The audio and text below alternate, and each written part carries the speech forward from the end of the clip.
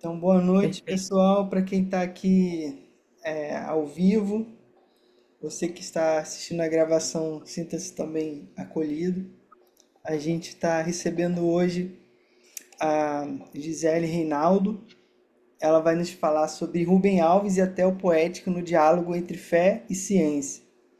Então, a Gisele é graduada em Letras pela UFRJ, também em Pedagogia. Eu brinquei com ela que não cabia tudo, toda a formação dela aqui no card. Então, algumas informações ela pode acrescentar.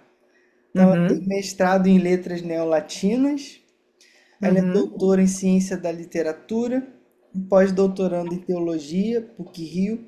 Foi nesse contexto que eu a conheci, no contato com a professora Maria Clara Bingemer, além de psicanalista e professora.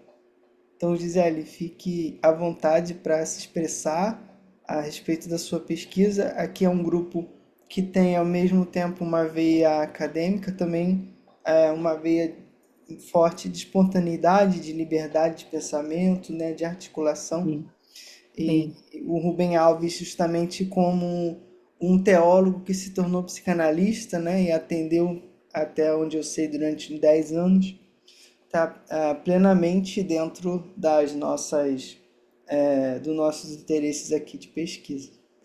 Uhum. À Muito bom, vontade. Bruno. Posso continuar? Posso começar? Bom, muito obrigada, Bruno, pelo convite. Muito obrigada, pessoal, pela presença de cada um de vocês. Foi um prazer para mim entrar para o grupo, de pesquisa, né, e ver o quanto o Bruno vem nos últimos anos desenvolvendo um trabalho seríssimo, extremamente constante, né, de produção do conhecimento, de troca. Eu tive a oportunidade de participar de reuniões antes e é um prazer e uma honra estar aqui com vocês hoje.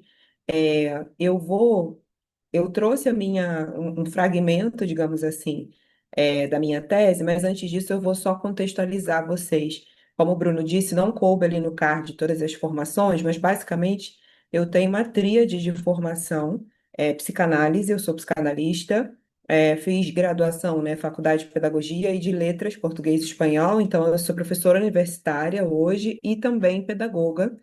E eu exerço as três profissões. Eu atendo como psicanalista, pacientes de psicanálise, eu sou professora universitária e eu sou pedagoga, de algumas instituições como o IBMEC, enfim, trabalhando com habilidades, competências socioemocionais. Então, eu exerço de fato as três profissões. E, em paralelo a isso, nesse momento eu faço dois pós-doutorados.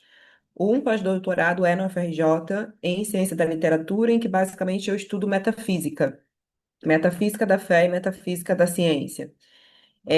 Outro pós-doutorado com a Maria Clara na PUC, em teologia, que é como se fosse um diálogo. Por que dois pós-docs ao mesmo tempo? Porque a teologia me dá a visão cristã, né? Ela me ilumina na parte da metafísica da fé. E a UFRJ, que dentro do meu contexto, e aí esse é um lugar de fala que eu vou trazer para vocês hoje, eu não sei se vocês, na formação de vocês e no exercício profissional ou como cientistas, são especificamente da área de ciência da religião e de teologia. Se sim, talvez isso não seja tão óbvio, mas para mim, que sou de letras, de pedagogia, de outras áreas, do conhecimento, ser cristã e cientista e pesquisadora, enfim, é um problema, é uma questão, né? Pesquisar sobre a fé cristã fora do contexto da teologia e da ciência da religião é uma questão, que sofre muitíssimo preconceito.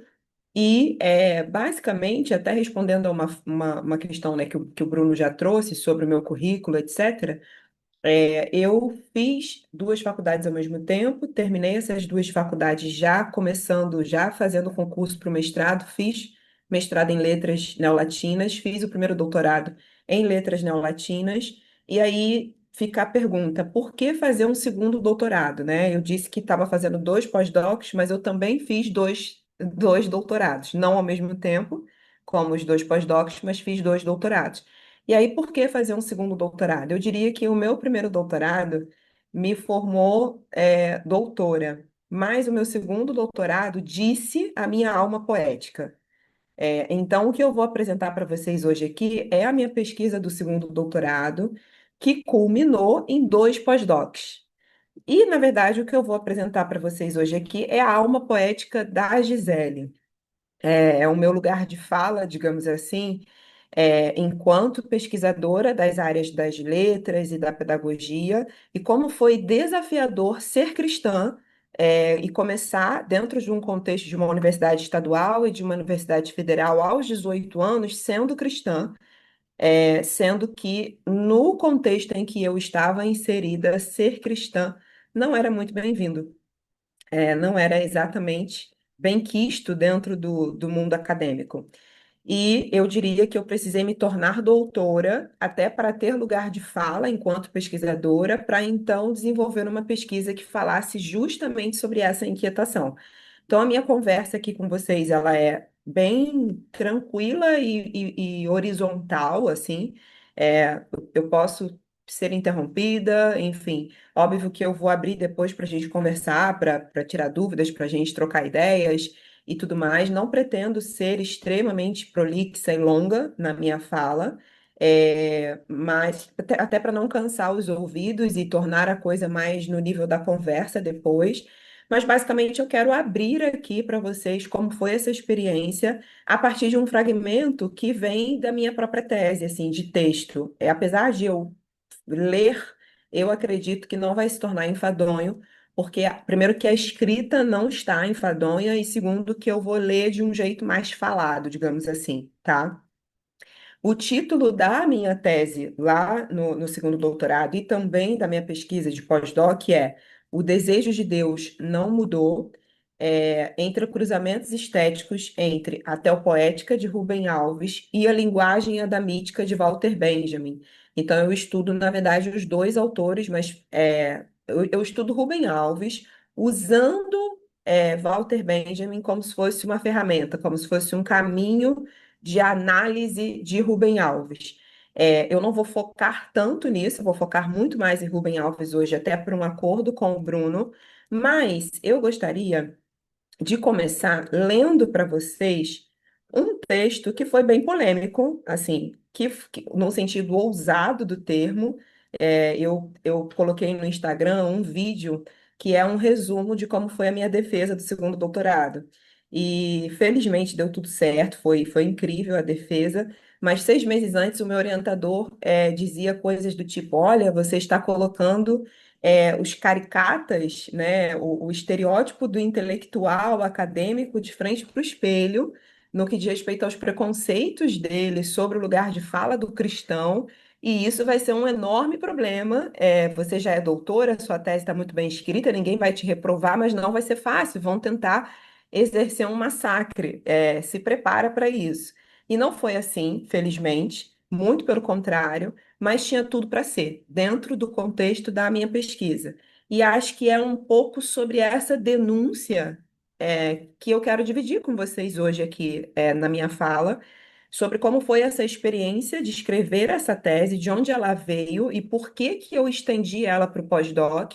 E acho que à medida que vocês me ouvirem contando a minha história, vai ser também sobre vocês, porque, na verdade, a minha tese fala sobre o direito de a gente ter esperança e fé na vida, apesar de todas as circunstâncias hostis e inóspitas, apesar da dureza da vida, da hostilidade da vida, dos nãos da vida, do peso na alma, apesar do niilismo acadêmico, apesar de há que se e pode-se ter esperança, pode-se ter fé.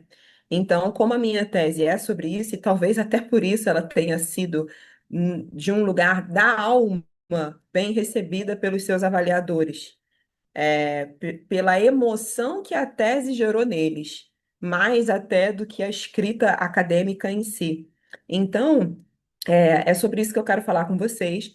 E eu quero começar lendo o prólogo da tese, que tem 3 páginas, e que é eu falando sobre a minha alma poética. Então, para ambientar, né? A tese em si veio lá aquelas primeiras páginas de capa, contracapa e tudo mais.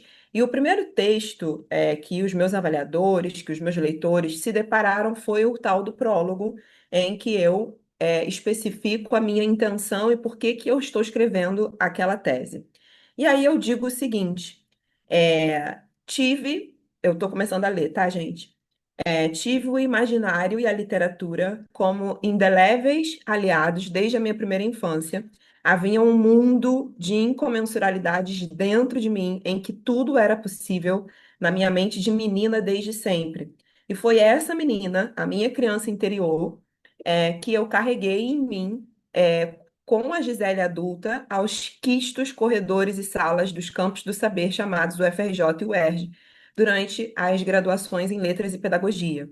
Como pesquisadora das letras e das literaturas, especialmente ao UFRJ, Gisele criança sonhava com isso há muito, não só em ocupar uma matrícula que se sabia ser de privilegiados, senão também dar asas à imaginação em espaços específicos para isso, que é o mundo das letras, onde quem o frequentasse, como ela, brincaria. Só um minuto, gente, que saiu. Perdão. Brincaria e daria lugar ao riso, enquanto levava o poder das palavras a sério, pressupunha. Gisele entristeceu-se com o que vira, percebeu logo que não era intelectualmente elegante ser como ela no mundo, no ambiente universitário. Ao contrário, a fé que ela carregava dentro de si, a credulidade no impossível, no intangível e, por que não, em Deus, seriam especialmente rechaçadas neste ambiente em que o adequado era ser ácido, intelectualmente hostil, não era bem visto ali ter fé.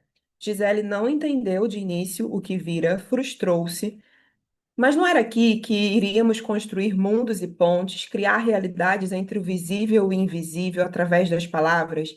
Não era aqui que a minha criança interior brincaria de faz de conta enquanto uniria a teoria epistêmica à prática cotidiana? A ciência não é, pois, uma forma de linguagem criativa? Por que não se pode ter fé aqui? Aliás, por que não se pode fazer ciência com fé, considerando que a metafísica científica trabalha com o que já está dado? Elas, a ciência e a fé, precisam mesmo ser inimigas? E será que elas realmente o são? Uni-las não seria infinita, incomensuravelmente mais profícuo? Pobre mundo universitário, o conhecimento empobreceu a sua inteligência, justo no lugar onde dizem que só os mais inteligentes entram. Esclareço que não me refiro aqui a todo e qualquer intelectual, senão a uma figura caricata específica que é avesso à visão metafísica romântica do pensamento moderno, polimorfa da vida, acaba por limitar-se a uma metafísica mais positivista, tecnocrata, melancólica, pessimista, dura, tipicamente iluminista e capitalista.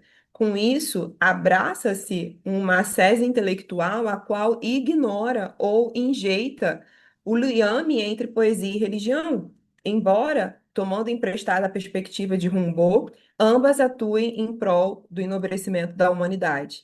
Gisele sobreviveu ao primeiro andar da graduação em Letras na UFRJ, chegou ao terceiro andar do mestrado na mesma instituição, a qual lhe é tão grata. Avançou para o primeiro doutorado, virou doutora, mas não era só o título, havia algo mais, e fez assim de sua inquietação quanto mais um novo concurso, um novo doutorado, novas aulas.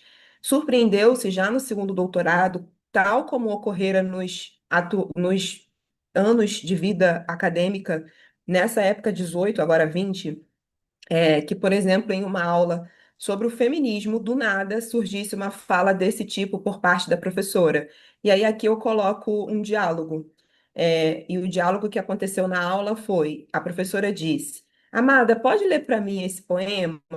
A docente faz o pedido a uma determinada aluna e logo acrescenta: Ai, perdão, parecia aqueles crentes falando. Deus me livre. Essa foi a fala da professora. E aí agora eu volto para o meu texto no prólogo em que eu digo o seguinte: curioso invocar Deus para ato contínuo negar-se crédula.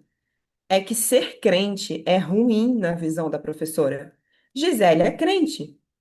Não no sentido obtuso, como essa palavra tem sido compreendida, como que ausente de potencialidade. senão em seu sentido epistemológico fundador, adamítico, se adotamos uma nomenclatura benjaminiana. Aqui eu estou falando de Walter Benjamin, do tipo que crê mesmo, pela fé, pela razão, na ciência, na vida, em Deus, no Deus da vida.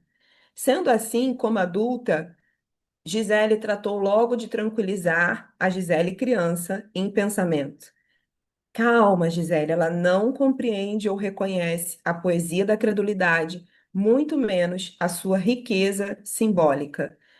Só fazendo um comentário aqui, poesia da credulidade foi uma expressão que eu adotei, enfim, não foi um neologismo, porque as duas palavras existem, mas a junção delas foi uma definição mais da minha tese mesmo, e que a banca elogiou bastante durante a arguição, entendendo essa expressão, poesia da credulidade, como o cerne, como o centro do meu modo de ver, do meu modo de enxergar e da própria defesa que eu fiz, durante todo o meu texto, durante toda a tese. Eu não estou conseguindo ver vocês, porque eu estou com o Word aberto. Me digam só se vocês estão me ouvindo bem. Se está tudo bem, gente. Posso continuar? Sim, estou ouvindo. Tá, ok, Perfeito. beleza. Como eu não vejo vocês, porque o texto está aberto, eu queria só confirmar. Continuando, eu disse essa fala para mim mesma, e aí agora voltando ao meu texto do prólogo. É assim que surge a razão deste texto, de uma experiência retórica reiterada, num espaço universitário em que o conhecimento científico rechaçou o conhecimento empírico. Foi preciso para mim escrever outra tese, para convidar especialmente literatura e teologia a uma conversa sem preconceitos a despeito dos seus absolutismos, sem medo de que se anulem, se cancelem, não o farão. Gisele, inclusive, já tinha entendido desde o mestrado, na ocasião em que escreveram o prólogo da dissertação, o seguinte, e aí agora eu vou abrir aspas para citar Foucault. O que é vida, não sabemos, mas o que é literatura, enquanto documento arruinador do espaço comum de encontro das coisas, enquanto voz imaterial que pronuncia o não lugar da linguagem, parece-nos mais apreensível, fecha aspas. Hoje, Gisele reafirmaria que quanto mais sabe da vida, mais percebe que pouco sabe. Vida é verbo, ação ou estado intangível, embora real. É sobre isso, sobre isto, então, esta tese. Sobre a paixão pela poiesis, no modo de ver, buscando enxergar, especialmente os encontros inexprimíveis, e na verdade esse in está entre parênteses, porque são os encontros exprimíveis e os encontros inexprimíveis entre a metafísica da fé e a metafísica da ciência, a poesia e a magia, a literatura, a arte e a fé, Deus e o homem, linguagens, pois. E aí eu termino com linguagens, pois, o prólogo dizendo que, na verdade, todo esse entrelaçamento, todos esses encontros são, sem dúvida, formas de linguagem, né? E agora eu vou entrar de fato no que foi dividindo com vocês um pouco do resumo do que foi a minha pesquisa, do ponto de vista mais técnico, né? Eu até aqui eu compartilhei com vocês o caminho, digamos assim, que eu percorri enquanto pesquisadora para construir essa tese, para ter esse lugar de fala, digamos assim, para decidir dizer a minha alma poética. E aí, agora, falando um pouco mais sobre a pesquisa em si, é, que foi de fato a minha proposta, eu queria começar com algumas citações. Começar não, né? Assim, já comecei, mas eu queria trazer algumas citações para vocês, três citações, na verdade, que antes de explicar a minha tese em si, elas dizem a tese, de certa maneira. Uma é do próprio Rubem Alves, que diz o seguinte: eu vou abrir aspas para citar Rubem Alves. as coisas mais bonitas que se escreveram em filosofia não seriam aceitas nos círculos acadêmicos, nem mesmo como uma modesta tese de mestrado. Por quê? Porque o que tem vida, isso é o Rubem dizendo, o que tem vida fica de fora. Entram as peças anatômicas cheirando a formol. Acho que, de certa forma, a minha pesquisa fala sobre isso. Questiona um pouco esse mundo acadêmico que aceita as peças anatômicas cheirando a formol e rechaça o que for vida. Além disso, eu também gostaria de citar, deixa eu só pegar aqui,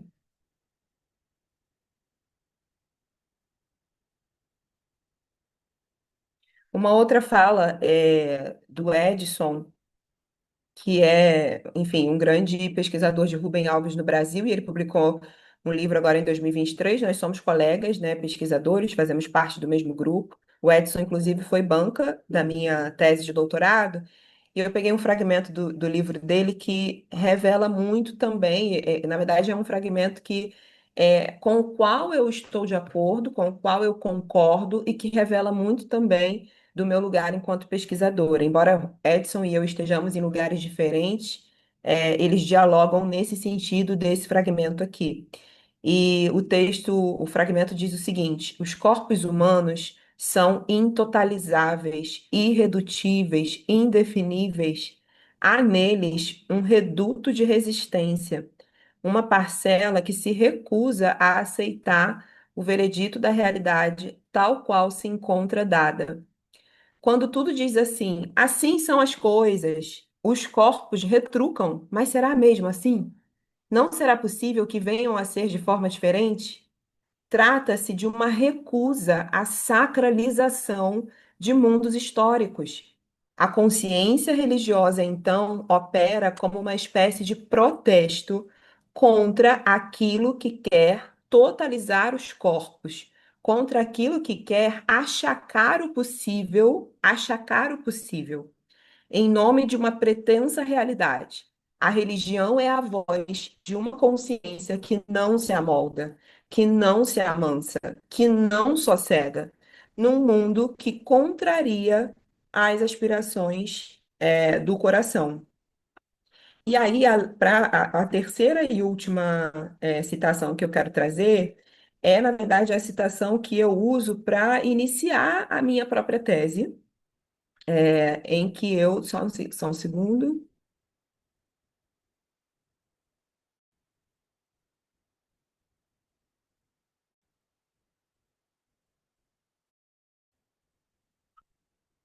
Aqui.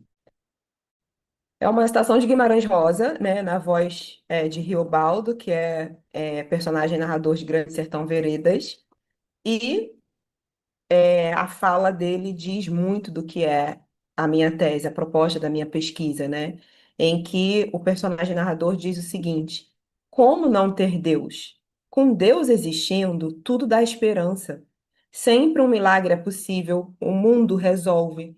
Mas se não tem Deus, há de a gente perdidos no vai e vem. E a vida é burra. E é com essa fala que eu continuo, né, discutindo com vocês, mas agora falando mais sobre o que foi em si a minha pesquisa, um pouco do resumo do que foi a minha pesquisa. Eu estudei a teopoética de Rubem Alves, a especificidade de construção da linguagem discursiva da teopoética de Rubem Alves, o caminho de análise teórico-crítica da poética, da teopoética dele, não é óbvio, é sinuoso, assim, requer, de fato, que muitas gerações posteriores a ele estudem o autor, porque existe muita obscuridade, até na própria percepção do autor a respeito do seu fazer literário. O vanguardismo de Rubem Alves, de fato, exige que outras gerações se dediquem à riqueza simbólica mesmo, estética, discursiva dos textos do autor, porque eu entendo que a lucidez poética e intelectual daquele entendimento crítico daquela época não é suficiente. Além disso, eu entendo, e essa é uma defesa da minha tese, que é preciso não só ler Rubem Alves, é preciso saber ver com olhos para enxergar na recepção literária e religiosa da sua teopoética o processo metodológico da tessitura estético-artística do autor.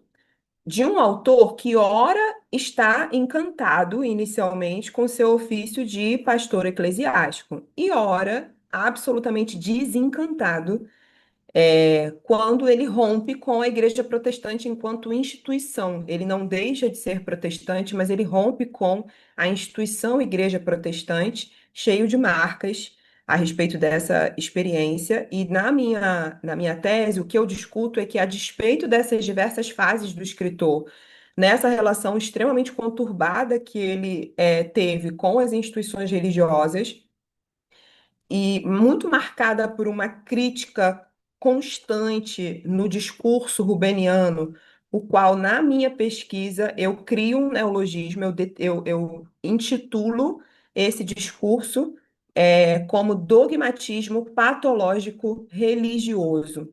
E aí, na minha pesquisa, eu defendo que Rubem, apesar de muitos dizerem que ele não era dogmático, que ele era contra o dogma, e apesar de ele mesmo se dizer contra o dogma, no pensamento giseliano, Rubem não é contra o dogma, porque o dogma, no sentido etimológico, quer dizer crer.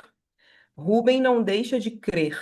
Ele é contra o que eu criei como neologismo na minha pesquisa, um dogmatismo específico, que é o patológico religioso. É, E apesar disso, dele ter uma relação extremamente conturbada com instituições religiosas, dele construir na obra dele um discurso muito contrário a esse dogmatismo patológico religioso, na defesa da minha pesquisa, e a minha pesquisa é sobre isso exatamente, Rubem abraça o que eu chamo de metafísica romântica, polimorfa da vida, em contraposição a uma conto mais crítica, a uma metafísica mais positivista, à medida que ele esculpe, ele constrói a sua linguagem literária, inclusive no discurso dele sobre a sua obra. Então, a leitura da teopoética de Rubem Alves em relação à metafísica da fé, em relação à metafísica não confessada da ciência, aponta, no meu entendimento, para uma linguagem religiosa muito específica e singular por parte do autor. E foi essa linguagem religiosa e específica que eu estudei, né? E na hipótese da minha pesquisa, ao estudar a construção dessa linguagem religiosa específica e singular, eu identifico uma espécie de filosofia da semelhança com a linguagem adamítica de Walter Benjamin. Por quê, gente? Porque Walter Benjamin defendia lá no seu texto sobre a linguagem em geral e sobre os homens, ele defendia, ele chama de linguagem adamítica, uma linguagem de antes do pecado original, que possuía a natureza de nomeação do sentido espiritual de tudo. Na visão de Walter Benjamin, existia uma linguagem antes do pecado original que tinha como essência, que tinha como natureza a capacidade de nomear o sentido espiritual de tudo. Era uma linguagem que não era uma mera representação de signos linguísticos. Ela tinha essa capacidade, esse sentido espiritual. Ela tinha essa capacidade de dizer, de nomear o sentido espiritual de tudo.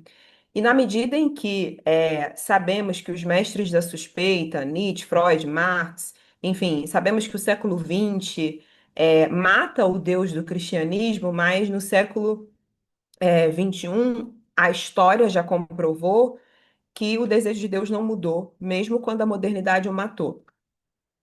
E Rubem Alves, no entendimento da Gisele, antevê essa condição humana, esse anelo humano inato pelo sublime. A despeito de todas as tensões religiosas, de todas as tensões institucionais que o Rubem viveu, tanto num sentido científico, porque ele não foi compreendido por muitos cientistas, quanto no sentido religioso cristão protestante, porque ele também não foi compreendido dentro desse contexto, né? Rubem revela, quer consciente, quer inconsciente, na própria linguagem religiosa específica que ele vai construindo, um desejo humano pelo sublime, imanente, inato, inescapável.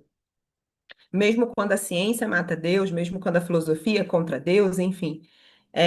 E aí, dentro da minha pesquisa, eu estudei o modo como ele o fez, o modo discursivo, do ponto de vista da linguagem. Como Rubem constrói no nível da linguagem, como ele tece, de tecer mesmo, a sua teopoética, do ponto de vista da linguagem. E então, a minha tese, ela é uma homenagem e uma honra ao Rubem, ao mesmo tempo que ela vai além do próprio Rubem. Por quê? Porque a minha tese discute que Rubem constrói uma linguagem religiosa específica que dialoga com essa linguagem mais adamítica de Walter Benjamin, que está muito preocupada em romper com os signos linguísticos, romper com as restrições dos signos linguísticos, porque visa falar de um Deus que é mistério, de um Deus que se manifesta na magia da poiesis, de um Deus que a palavra só diz e só dialoga com ele se ela estiver num sentido mais fundador, menos restrito aos signos linguísticos. Até aí, ok, gente? Tudo bem? Vocês estão conseguindo me acompanhar? Sim? Eu não vou me alongar muito mais, mas só desenvolvendo um pouco mais como que isso se deu, né? Primeiro, esclarecendo algumas questões mais técnicas. Quando eu uso a palavra metafísica, quando eu falo de metafísica, eu estou me referindo a Heidegger, que defende que a metafísica é uma espécie de perguntar além do ente, a fim de recuperá-lo. E Heidegger também defende que é próprio da metafísica a produção de um conceito que se pretenda ser equivalente a Deus. Então, por isso que estudar a metafísica da fé e a metafísica da ciência me é profícuo, porque nesse lugar de estudo da metafísica, pelo menos dentro desse contexto de Heidegger, a gente está falando aqui de uma busca, de uma tentativa de um perguntar além do ente, a fim de recuperá-lo. Que, de certa maneira, eu entendo que é exatamente a busca rubeniana de Rubem Alves. Ele tenta todo o tempo, através da construção da sua linguagem e da especificidade da sua linguagem religiosa, da sua teopoética, manifestar esse anseio humano, esse perguntar além do ente, a fim de recuperar. Além disso, por que que eu falei de metafísica romântica em contraposição a uma metafísica mais positivista? Aqui eu não estou falando do romantismo como escola literária, aquele romantismo que a gente estuda na escola como uma escola literária específica, de um tempo sócio-histórico e cultural específico. Eu estou falando do movimento romântico que acontece em diferentes épocas, que é um movimento como se fosse uma resposta à modernidade. Por quê? Existe o desencantamento do mundo, né, da era moderna. E o romantismo, ele vai contra esse desencantamento do mundo. E ele mergulha na magia verbal, na magia da palavra. O romantismo vai contra essa ideia da mecanização do mundo. E ele vai mais a favor dos aspectos mais vitais do mundo, dos aspectos dos mistérios, dos valores éticos fundamentais, das atmosferas vagas. Existe, através do movimento romântico, uma valorização maior da intuição, do instinto, do sentimento, e não dessa abstração mais racionalista por parte do mundo moderno. Então, uma vez que o romantismo ele é uma espécie de autorreflexão crítica da modernidade, na obra rubeniana, eu entendo que o romantismo ele é o caminho, inclusive, pelo qual Rubem Alves constrói uma linguagem contra-revolucionária, uma linguagem que, de certa maneira, é individualista, porque demonstra muito do vanguardismo de Rubem Alves, extremamente incompreendido no tempo dele, tanto por acadêmicos quanto por religiosos, mas é também comunitária. Por quê? Porque traduz em palavras aspectos muito ontoteológicos, sabe? Da alma mesmo, do ser humano, nesse desejo, nesse encontro com o divino, que costuma ser indecifrável, indizível. Mas a escrita de Rubem Alves fala de um Deus poético, tornado verbo, que convida o homem a uma dança mesmo, assim, por caminhos metafísicos, sabe? Através do encantamento, por isso o romantismo, que o romantismo vai justamente contra o desencantamento do mundo, né?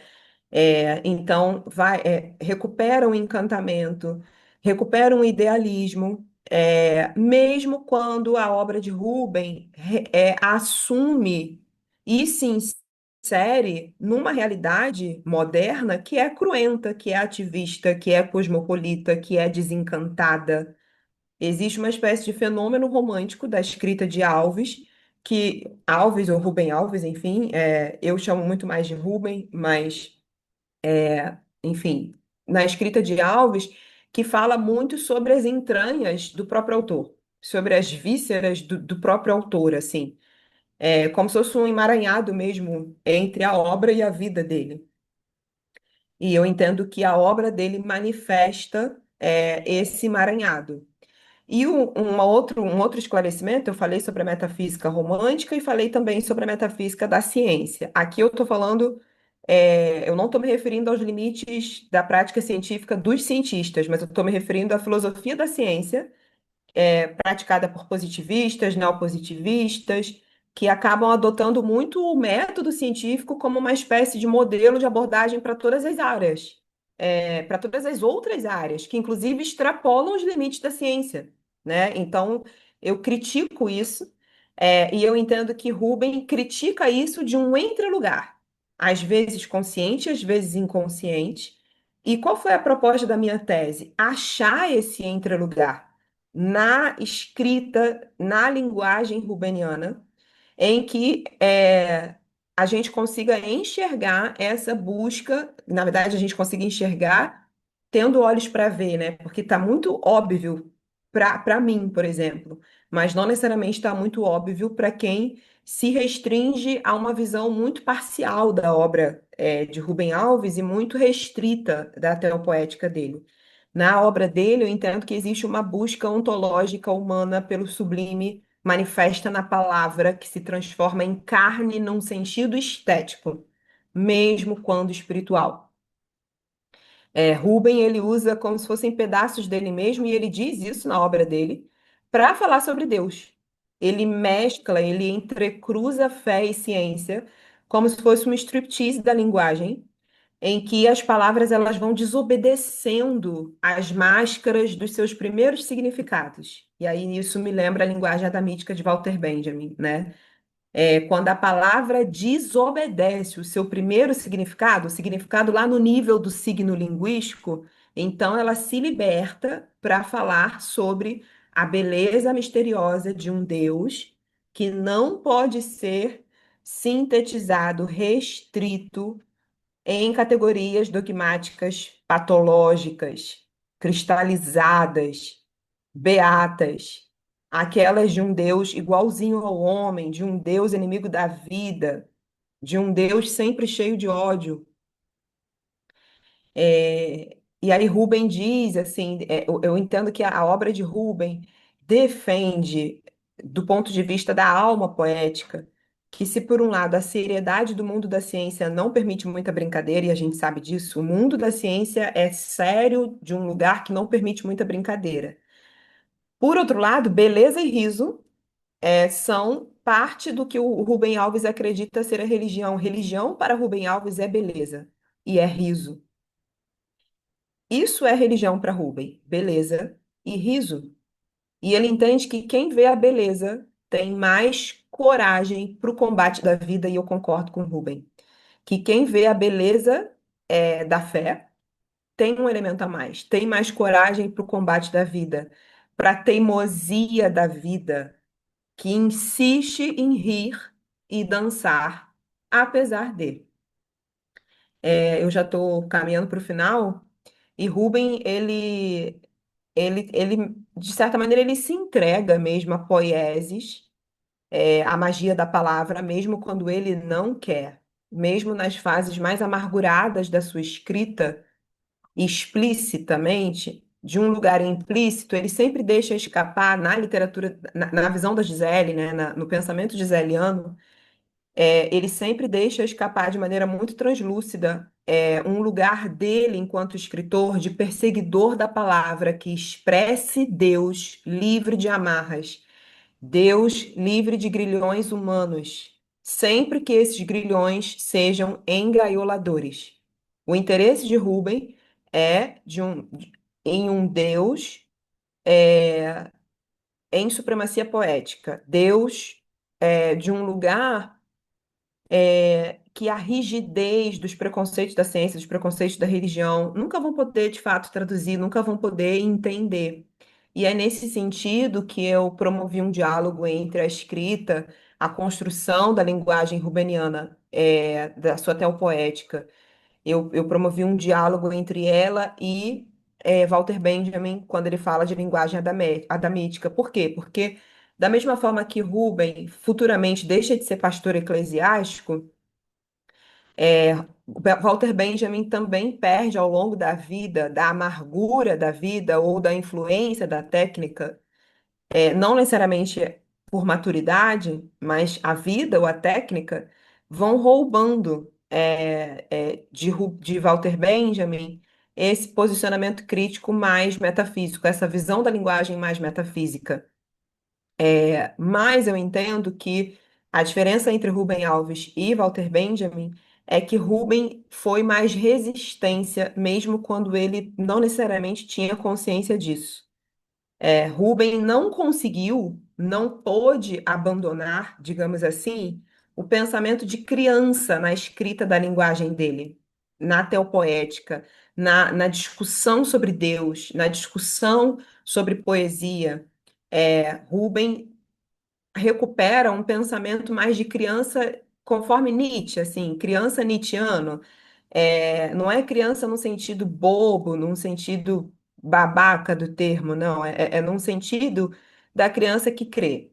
É, Nesse lugar de Rubem como escritor, perseguidor da palavra, perseguidor de uma metafísica da palavra que melhor diga a metafísica da fé, digamos assim, Rubem acaba sendo romântico e construindo uma literatura que denuncia o lado sombrio dos problemas da racionalidade positivista. Rubem constrói uma escrita de um lugar que expurga dores, que expurga a dor, com o objetivo de colher esperança. E aí eu quero fazer uma única citação aqui do próprio Rubem, que diz o seguinte: o sentido da vida é algo que se experimenta emocionalmente, sem que se saiba explicar ou justificar. Não é algo que se construa, mas é algo que nos ocorre de maneira inesperada. Eu acho genial quando ele diz que o sentido da vida nos ocorre de maneira inesperada e não preparada, porque isso vai absolutamente contra a ideia da totalização da vida por parte de um laboratório científico, de uma experiência científica, né? E aí ele diz, não é algo que se construa, mas é algo que nos ocorre de maneira inesperada e não preparada, como uma espécie de brisa suave, que nos atinge, sem que saibamos de onde vem nem para onde vai, e que experimentamos como uma intensificação da vontade de viver a ponto de nos dar coragem para morrer, se necessário for, por aquelas coisas que dão sentido à vida. Eu acho essa fala dele lindíssima. E para fechar, eu entendo que dentro da minha leitura da tese da teopoética rubeniana, a lição o sentido da vida não pode ser encontrado ao final de uma análise científica, mesmo quando ela é muito completa, nós fomos, de certa maneira, expulsos do paraíso nesse sentido, com os próprios frutos do conhecimento nas nossas mãos. E fora do paraíso, essa visão muito mecanicista que nos projeta um mundo muito capitalista, muito positivista e neopositivista, preciso na matemática, rico de manipulação técnica, no entanto, esvaziado de simbologia humana, indiferente ao amor. Só que só de ciência não pode viver o homem, como o próprio Heidegger aponta. Aquilo que a ciência rejeita acaba por ser também aquilo que ela leva em consideração. Então, a crítica da ciência, no meu entendimento, não consegue, não logra suplantar, suprimir a religião por sua impossibilidade de totalizar a vida. Por quê? Em função do próprio fascínio do ser humano de nutrir esperança.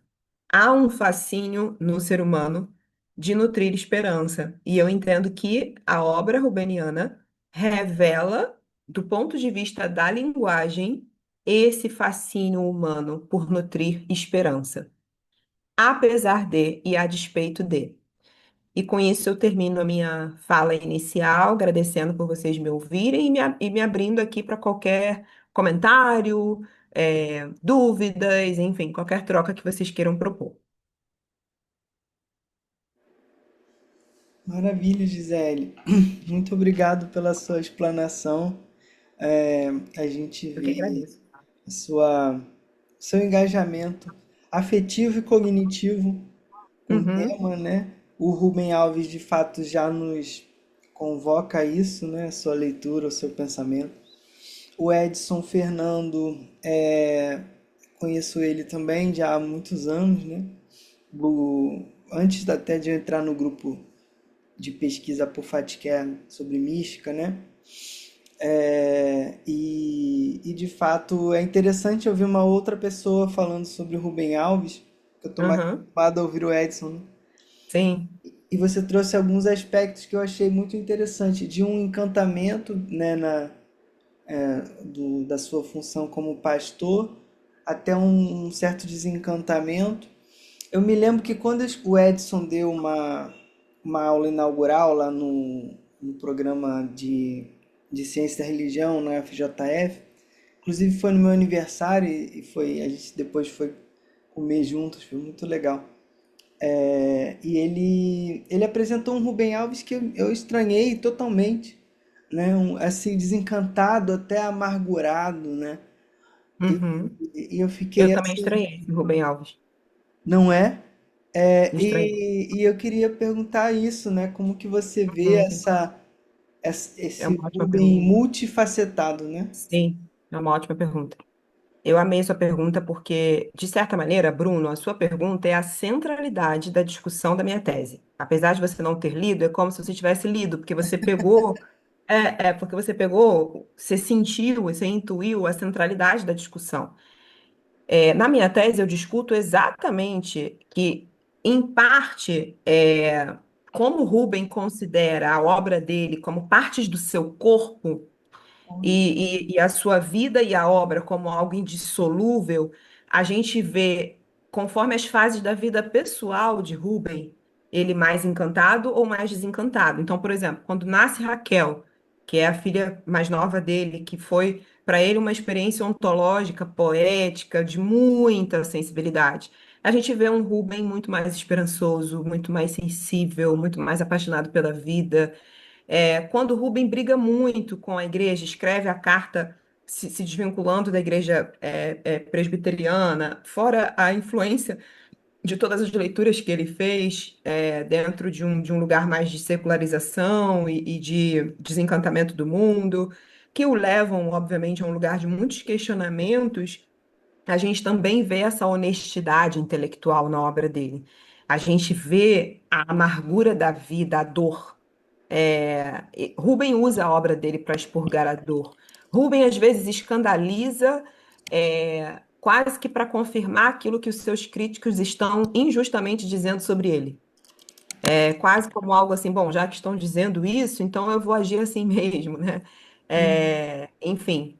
Rubem, de fato, de uma maneira muito honesta, manifesta na sua obra o que acontece com qualquer ser humano, que é a mudança do nosso pensamento crítico ao longo das fases da nossa vida. A diferença é que não necessariamente nós estamos registrando isso na escrita ou em vídeo. Mas o Bruno de daqui a 10 anos não será, do ponto de vista teórico, crítico e discursivo, o mesmo Bruno de agora. E, inclusive, do ponto de vista, talvez, de alguns valores ou de algumas crenças sobre a vida, sobre a arte, Uhum. Sim. não será o mesmo. E Rubem ele vai registrando isso, inclusive em uma das obras dele, ele diz: eu não mudaria nada que eu escrevi, porque era parte do que eu era, mesmo que eu não pense mais daquela forma, era parte do que eu era. Então, realmente, Bruno, e por causa exatamente de toda essa parte da escrita rubeniana muito avessa ao dogmatismo patológico religioso, muito irado com a igreja enquanto instituição, muito cansado da falta de intelectualidade de outros, muito exaustivo, do desencantamento do mundo, das tragédias, da dor. A gente vê tudo isso expurgado na obra dele. Mas eu entendo, na escrita dele, e isso agora é o pensamento giseliano, é a tese da Gisele, que existe uma constante. E independente das fases do escritor e dos BOs que foram manifestos na escrita dele, existe uma constante. Rubem é um perseguidor da palavra que melhor expresse, num sentido adamítico, fundador, a relação do homem com Deus, ou esse Deus misterioso. Existe um livro de Rubem que é Perguntaram-me se ainda acredito em Deus. E aí Sim. o livro conta uma história muito interessante dele encontrando com uma mulher no aeroporto, uma mulher super religiosa e, enfim, religiosa no pior sentido do termo, num sentido bem beato, bem desagradável, sabe? E essa mulher pergunta para Rubem: E aí, Rubem, você permanece firme em Deus? Você está firme em Deus? E ele responde: Não, porque se eu estiver firme em Deus, não estou em Deus, porque Deus está no voo. Então eu quero estar voando junto a Deus. E eu entendo, Bruno, que apesar da amargura da vida, Rubem é exatamente isso. Ele, mesmo quando ele deixa de ser pastor, o pastor não sai de dentro dele, num sentido da criança nietzschiana, que quer crer, que quer ter esperança, mesmo quando ele se diz descrente, se diz desesperançoso, entende? Enfim, não sei se eu te respondi, mas a sua pergunta foi muito boa. Que bom, eu fico contente. Não, você trouxe um traço fundamental, né, da conexão profunda entre a vida e a obra, que nem sempre é tão explícita, não é? Uhum, E quando a gente. A minha segunda pergunta, antes de passar aqui, seria tentar trazer um pouco a psicanálise, né? Essa questão da ligação entre obra e vida, para mim, e desencantamento, me fez lembrar a hipótese de alguns autores, né, de que o Freud teria criado a pulsão de morte, quer dizer, baseado na Sabina Spielrein, né, com o falecimento do seu neto, que foi algo olha. muito duro para ele, não é? E Uhum.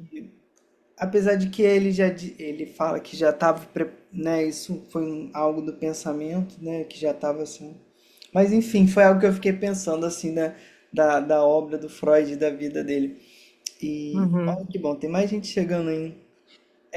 E eu queria perguntar para você se você conhece algo sobre o Rubem psicanalista.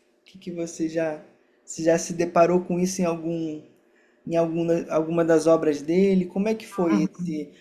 esse encontro, né? Eu conheço muito mais do ponto de vista de especialista do Rubem, da teopoética, da literatura, e do Rubem da pedagogia, porque Rubem é o meu grande autor, modelo, no que diz respeito à pedagogia. Apesar de, obviamente, Rubem não é um Piaget, um Vygotsky, um Vallon, ele não é um grande nome da pedagogia na faculdade de pedagogia. Ninguém lê Rubem Alves na faculdade de pedagogia, eu fiz pedagogia, enfim, ele definitivamente não é um escritor lido nesse curso, mas eu acho Rubem Alves um gênio no que diz respeito à parte de educação. E eu sei, de um lugar mais assim, como especialista, eu sei muito mais do Rubem voltado para a educação e para a pedagogia e voltado para essa parte da teopoética, da literatura, da religião. O Rubem psicanalista, no meu entendimento, ele está presente atravessando toda a obra dele. Porque a sensibilidade poética de Rubem é inerente, a meu ver, à capacidade dele, por exemplo, de antever que o ser humano não, o anelo do ser humano por Deus não se cancelaria, mesmo quando a história o cancelou, mesmo quando essa capacidade dele, a meu ver, é um Rubem psicanalista. É um Rubem da compreensão da mente humana, da compreensão do humano, do ser humano, sabe? E a própria sensibilidade poética dele, no meu entendimento, é do Rubem psicanalista. Mas eu não me considero uma especialista intencional no sentido de eu vou ler apenas o Rubem da psicanálise, entende? Não, eu li do ponto de vista da intenção, eu li outras frentes dele, mas eu enxergo a psicanálise, eu enxergo o psicanalista nessas outras frentes, sabe? Tem um ponto que eu acho interessante, isso, boa noite, que eu Boa acho noite, interessante. Sérgio. Minha Bem-vindo. sensação, tudo bem, Gisele? Tudo bem, Tá Bruno? um Como a pouco gente baixo, Sérgio. Será que dá tá para aumentar um baixo? pouquinho? Vou aumentar um pouquinho. Deixa eu ver aqui. Estou mais próximo aqui. Ah, pera um pouquinho. Luiz fez uma pergunta super interessante, Luiz. Eu vou chegar em você, tá? Eu, deixa eu só aumentar um pouquinho. Tem um ponto que eu acho legal no Rubem, que eu identifiquei, talvez por ser Sim. protestante como ele e psicanalista, e talvez tenha um quanto aí de projeção naturalmente, mas que é a Aham. presença do corpo. Eu acho que nós, Sim. que somos muito da metafísica, quando a gente se depara com a psicanálise eu descobri que eu tinha um corpo. Eu não estou brincando, tô falando sério. Uhum.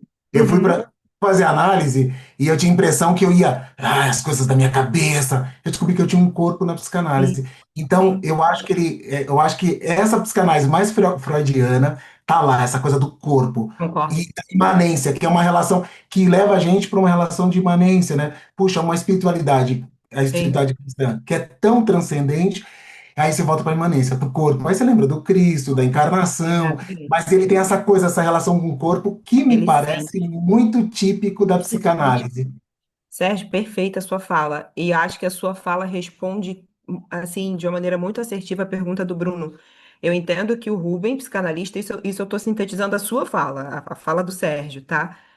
Eu entendo que a sua fala, quando você fala que o Rubem tinha uma relação com o corpo muito intensa, isso é uma constante na obra dele. Eu acho que quase todos os livros de Rubem ele fala do corpo. Ele fala muito, muito, muito sobre o corpo, assim. E sobre a relação dele com o corpo, como ele sente, e aí, quando a gente vai para a psicanálise, toda ferida não tratada se revela como sintoma no corpo. A psicanálise nos mostra isso. Bom, se você não tratar o que está na mente, o seu corpo vai denunciar, o seu corpo vai sentir, a despeito de você querer ou não. Acho que Rubem tinha essa clareza psicanalítica muito forte e usava essa clareza, essa relação mais livre que a nossa, em muitos momentos, com o corpo, e aí eu estou retomando o que você falou, eu só descobri que eu tinha um corpo quando eu fui fazer psicanálise e tal. Porque a nossa relação com o nosso corpo não é muito livre, mas acho que não é o caso de Rubem, porque ele deixa muito manifesto na escrita dele que ele tem uma relação muito intensa com o corpo do ponto de vista do sentir. Ele não tem medo de sentir.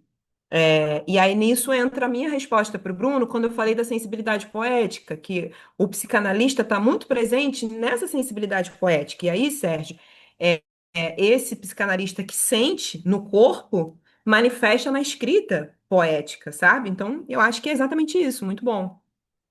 Obrigada, Sérgio, pela contribuição. Por nada, prazer. Interessante, Sérgio. Eu tendo a me identificar com a sua fala sobre, de certa maneira, descobrir a própria corporeidade na análise. E mais do que isso, uma coisa que a minha analista sempre marca, a descobrir-me humano. Uhum. Eu acho muito. Uma vez ela parou a sessão, algum ponto que eu estava falando, aí ela foi, pegou meu rosto assim e falou: Bem-vindo, Bruno, bem-vindo à Terra! Aquilo me marcou muito. E para a gente, né, na teologia, a gente tem o tal da kenosis, né, o esvaziamento, não tem. E o esvaziamento que a gente tem é de encarnar, né? O Cristo Exatamente. encarna, a gente deveria fazer a mesma coisa. Mas a gente é povo da mente, do livro, da Exatamente. cabeça, né? O Luiz, ele escreveu algo aqui que eu acho que é muito interessante, Isso, que lê ele pra disse gente. assim: a expulsão do paraíso não faria parte do plano? No paraíso não há diferenciação, somos todos um com Deus. Seria preciso criar uma situação que pudéssemos descobrir pelo conhecimento um retorno à unidade.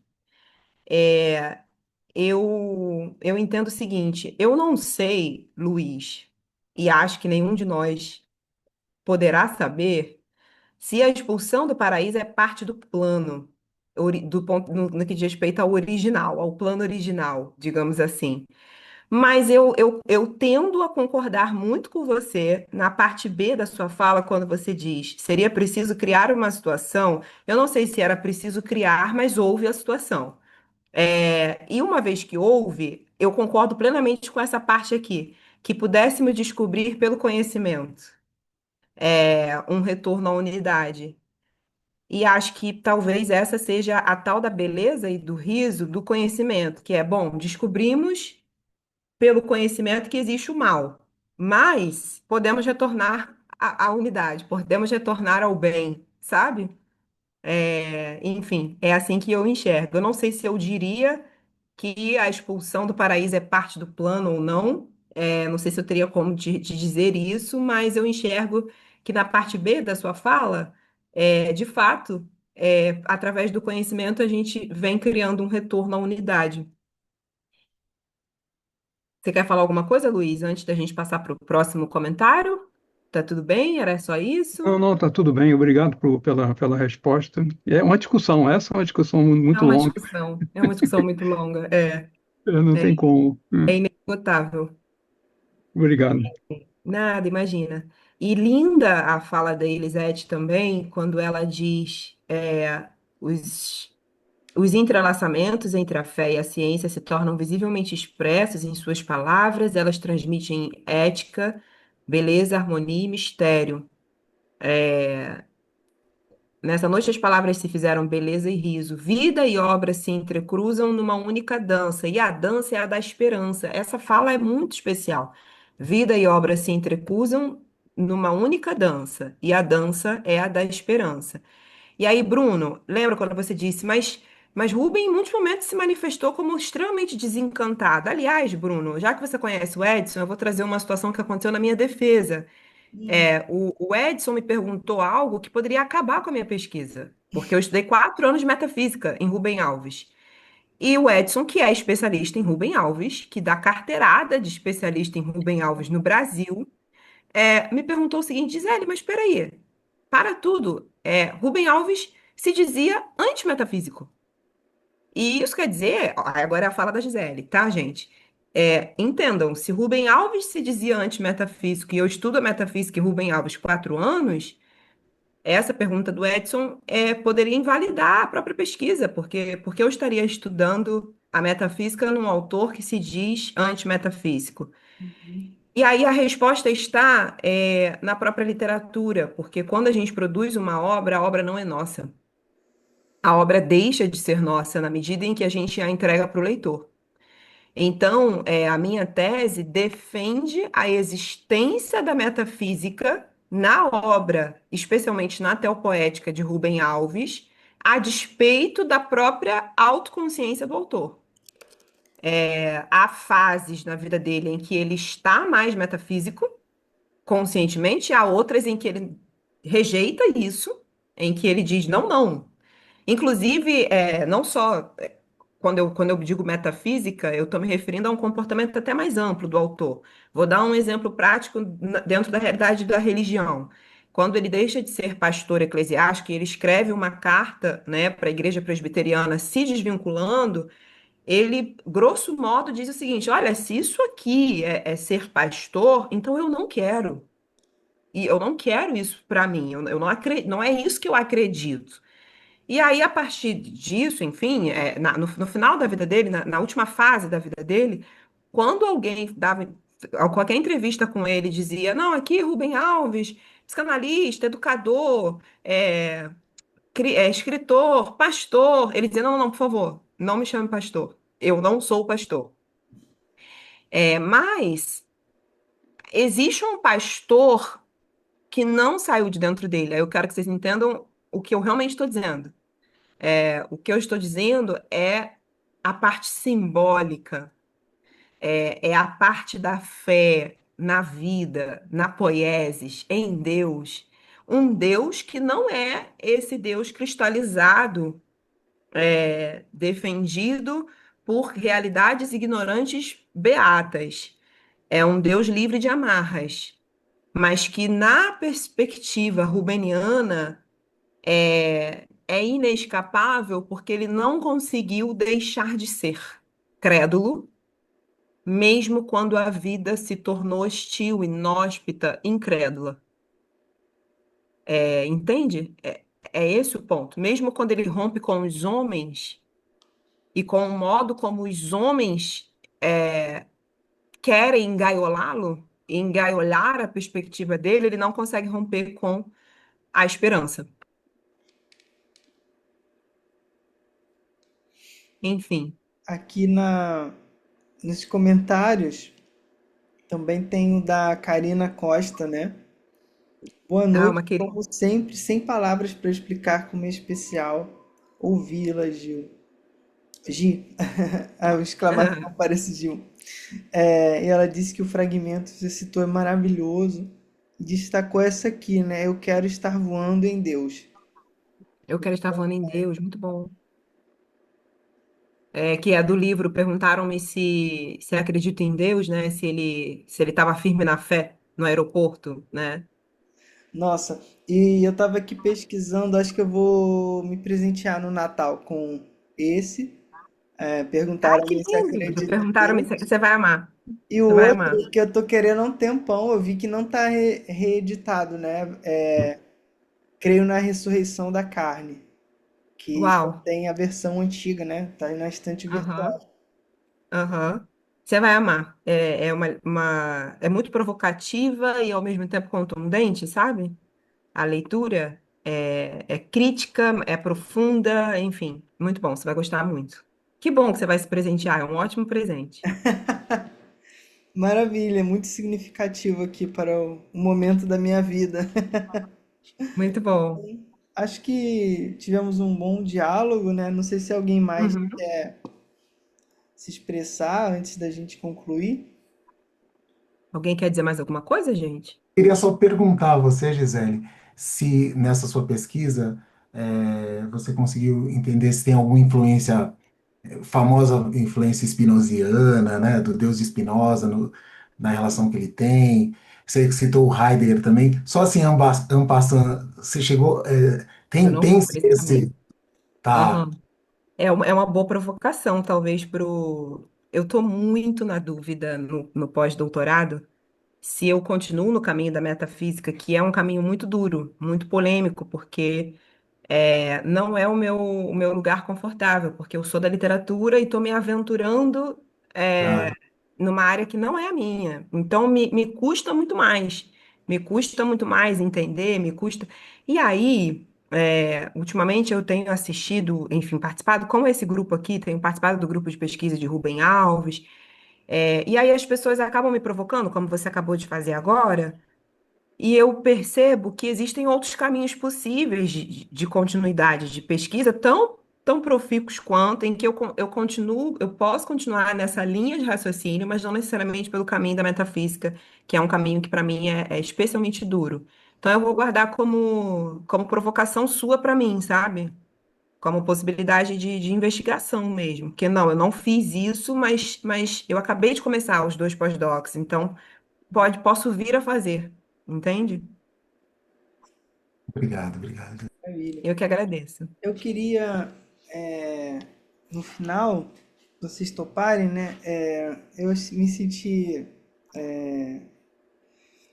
convidado a isso, né? Que a minha introdução da tese, o texto que eu falei lá na defesa, Uhum. também foi muito nessa linha, assim, bem livre, né? Sério? É, e a gente salta assim como sem saber como é que a banca vai reagir, não é? Exatamente. O meu orientador de tese, professor Carlos Domingues Morano, ele começou, foi o primeiro arguidor externo, e ele destacou que cabia muito bem, já que eu estava falando de psicanálise e de religião, Uhum. um lugar subjetivo, né? Uhum. Colocar-me como sujeito, né? Uhum. Mas, então, eu vou ler aqui então para vocês só um trecho, pode ser? Perfeito. Por favor, vai ser um prazer te ouvir. Bom, então eu coloquei assim: era uma vez um sonhador desperto, católico inaciano, carioca lacaniano. Ele decidiu viajar para as terras da sua avó, em Minas Gerais, para estudar uma área sobre a qual pouco ou nada sabia, desejoso de sentir e saborear o saber sobre a religião. Esta aventura tem um prólogo bastante extenso. Tudo começou quando ele descobriu ser gente, habitado por um mistério santo. Tendo estudado psicologia e psicanálise, ele defendeu uma dissertação de mestrado, estudando as cartas entre o neurologista austríaco que inventou a psicanálise e o pastor suíço que foi pioneiro na recepção dessa nova área do saber pela teologia. Inquieto com a parcialidade das respostas, o sonhador desperto resolveu dedicar-se a estudar com afinco a teologia e a ciência da religião. Enquanto pessoa de fé religiosa, leitor dos artistas, cientista em formação e irmão de filósofo, acabou fazendo suas incursões pelos 4 caminhos clássicos da humanidade, afeito a um olhar poliédrico. Seu coração sente que, antes de tudo, ele é grato a Deus, pela oportunidade de existir e deixar-se inspirar. Ele também agradece a sua mãe e ao seu pai, os quais, de maneira diferentes, forneceram-lhe um chão suficientemente consistente para lhe permitir caminhar sem desmoronar sempre. Seu coração carrega ainda a dor da tragédia pelas vidas abreviadas mais intensas de seu irmão Bernardo e de sua cunhada Sara, unida à memória amorosa e à esperança escatológica. Esse foi um trabalho gerado ao longo de muito tempo, na angústia e no amor, na meditação orante e no trabalho de pesquisa, na tessitura Uhum. lenta entre leitura e escrita, estudo e ensino.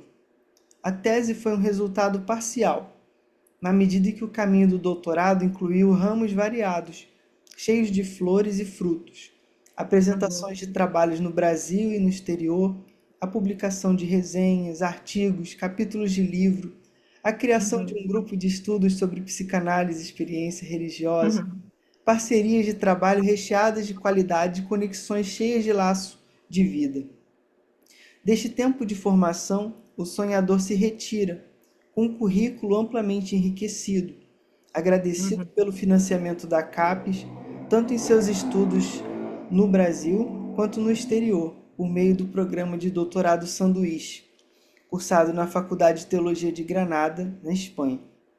Mas, sobretudo, ele sente-se disposto a continuar ampliando horizontes. Estou Uhum. quase terminando. Escrever a tese foi para ele uma experiência de explorar encontros e desencontros entre o instrumental científico e a veia poética. Deixou Uhum. vir à tona as marcas das passagens interdisciplinares. Não raramente teve medo de que sua tese não fosse consistente, de deixar seus leitores perdidos, de que o trabalho realizado não fosse suficiente para não envergonhar por carregar um título de doutor. Uhum. Mas as pessoas que o acompanharam continuaram motivando a acreditar que valia a pena continuar a seguir. Por fim, este sonhador agradece ao Departamento de Ciência da Religião da Universidade Federal de Juiz de Fora por toda a contribuição à sua formação acadêmica em geral e, em particular, pela humanidade que demonstrou diante da tragédia que deixou a ele e a sua família destroçados, de cujos escombros sente que precisa cada dia levantar-se e se pôr a caminhar. Ele chega à banca de defesa um tanto quanto indefeso, Uau. bastante sensibilizado pela condição humana de desamparo fundamental e da angústia dela decorrente, mas também do amor que a contorna e do desejo de trabalhar por um projeto de humanidade que faça valer a alegria amorosa que o pastor Pfister enxergou no núcleo da mensagem do cristianismo. Vamos concluir com uma frase do autor estudado. Devemos agradecimento àquelas pessoas a quem temos que amar, porque sem elas nos perderíamos na noite. Bruno, me emocionou muito te ouvir. Primeiro que os nossos textos conversam absolutamente, inclusive no modus operandi. Você fala de encontros, eu falo de encontros, você fala da sua alma poética, eu falo disso, e você fala, acima de tudo, da sensação de amor e de indefesa. E Uhum, era exatamente como eu me sentia. O meu segundo doutorado não era para ser doutora, era porque eu precisava dizer aquelas palavras, mesmo que eu estivesse arriscando uma reputação irrepreensível de 20 anos naquela casa. Me uhum, importava dizer a palavra, né? E eu quero convidá-los até, eu coloquei aqui meu Instagram, porque o único vídeo que está fixado no meu Instagram, então assim que você abre a página, é o primeiro vídeo, é um resumo da minha defesa, assim, muito breve e muito didático, muito rápido, mas que mostra esse lugar da indefesa, do quanto eu estava me sentindo indefesa, mas defendendo um lugar de identidade profunda e do resultado bonito que isso trouxe, porque acho que tem tanta beleza e tem a ver com Rubem Alves, e acho que você também se sente assim no que diz respeito aos seus autores. Rubem Alves, ele se colocava nesse lugar mesmo de indefesa quando ele escrevia e ele se dizia vulnerável, sabe? E eu fiz isso. E é impressionante como a gente faz no escuro, mas vale a pena. uhum. Enfim, muito bom te ouvir. Muito obrigada por ter lido. Muito obrigado também, Gisele. A gente não combinou, não fazia ideia que você Não, tinha se arriscado assim também. zero. A gente não conversou sobre isso, tá, gente? Foi absolutamente espontâneo, entendeu? A gente nem sabia. O Bruno não sabia o caminho que eu ia percorrer, ele não sabia que eu ia ler meu prólogo, e eu não sabia que o seu prólogo era tão parecido com o meu, apesar da gente ser colega de pesquisa. Então a gente poderia ter trocado as nossas teses um com o outro, mas não foi o caso. Foi como tinha que ser. Eu agradeço muito, Bruno. Maravilha, gente. Muito obrigado, Gisele. Muito obrigado, Muito pessoal. obrigada, gente, pela presença de todos vocês, pelas trocas, foram muito enriquecedoras para mim. Obrigada mesmo. E obrigada, Bruno, pelo convite mais uma vez. Foi uma honra. Obrigada pela confiança. Maravilha. Até mais. Até Seguimos mais, juntos. Tchau, tchau, Bruno. gente. Até o próximo.